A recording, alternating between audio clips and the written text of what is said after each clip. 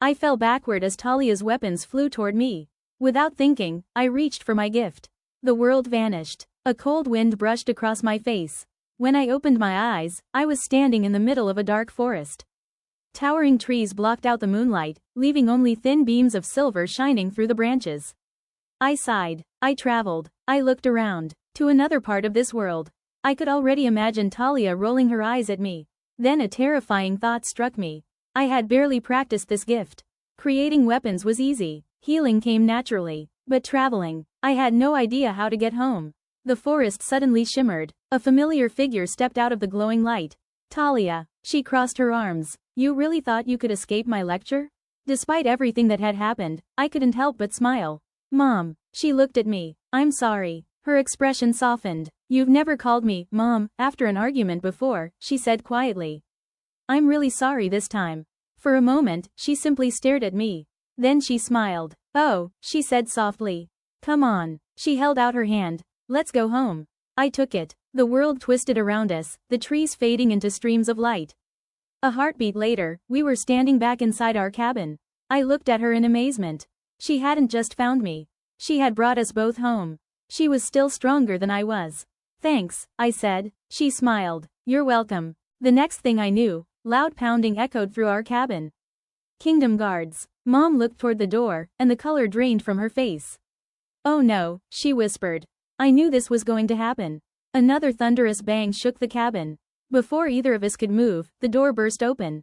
Royal guards poured inside. Without hesitation, Talia raised her hand. The air shimmered. One by one, shimmering weapons formed around her, floating like loyal soldiers waiting for a command. I summoned a massive sword into my own hands. I knew why they were here.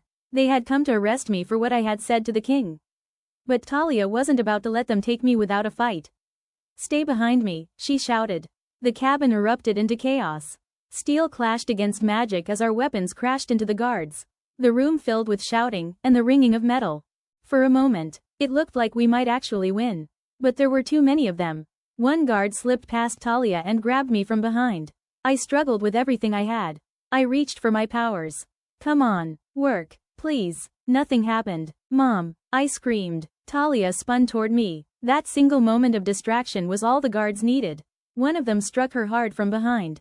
She collapsed. No, I shouted. They dragged me toward the door while I kicked and fought against their grip. I watched helplessly as more guards surrounded Talia. She kept fighting, until they overwhelmed her. A punch. Another. Then another. Each blow felt like it landed on me instead. Stop, I screamed, tears streaming down my face. They never listened. All I could do was watch. The guards threw me into the prison. Cold stone walls surrounded me on every side. The air was damp and heavy, and every sound echoed like it was trapped inside my head. I couldn't stop seeing it.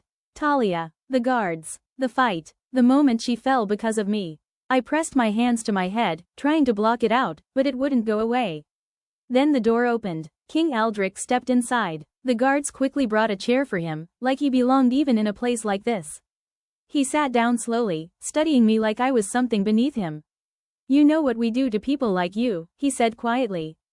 There was something cold in his eyes now. Something I hadn't seen before. I stared right back at him. I refused to look away. The guards moved closer and restrained me, making sure I couldn't use my powers. My jaw tightened, my anger burning through me, but my gifts wouldn't respond. One of the guards took out a whip and held it loosely at his side, while the others waited for the king's command. King Aldrich leaned forward. I think it's time you learned your place. I looked down, bracing myself. Then, the cell door opened again. My breath caught. Talia was brought in. She looked exhausted, hurt, and barely able to stand. And yet her eyes found mine immediately. Talia, I whispered. They were making her watch me. My chest tightened so hard it felt like I couldn't breathe. No, I said under my breath. The king watched us both carefully, like this was part of his lesson. All I could do was look at her, wishing I could reach her, wishing I could do anything at all. The guards forced me down. Then they started beating me with the whips. Pain shot through my body, but it was distant, like it wasn't really happening to me.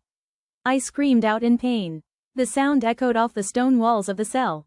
Talia turned her head away, tears in her eyes. The king watched like it was nothing more than a lesson being taught. And it seemed like he was enjoying it, like I was nothing more than a message. Time blurred together. Minutes, or hours, I couldn't tell anymore. It felt like it lasted hours. All I knew was that I wanted it to stop. Eventually, it did. Silence fell over the prison again. King Eldrick stood, adjusting his coat as if he had simply finished a conversation. I hope you have learned your lesson, he said calmly. I could barely lift my head. Then they threw me back into the cell. I gasped for breath, my whole body shaking. Talia, I choked out. She was still there, just beyond the bars. Mom, I whispered, tears running down my face. Her expression broke. Even through everything, she managed a small, trembling smile. Then she leaned forward slightly and took my hand. A promise. A goodbye she didn't want to say. And then they took her away. I was tired and in pain. I didn't even realize I had used my power. The world around me twisted. Cold air rushed past my face. When I opened my eyes, I was back in the same dark forest. The trees stretched endlessly into the shadows, silent and unfamiliar. I tried to move, but my body felt weak, like all the strength had been drained out of me.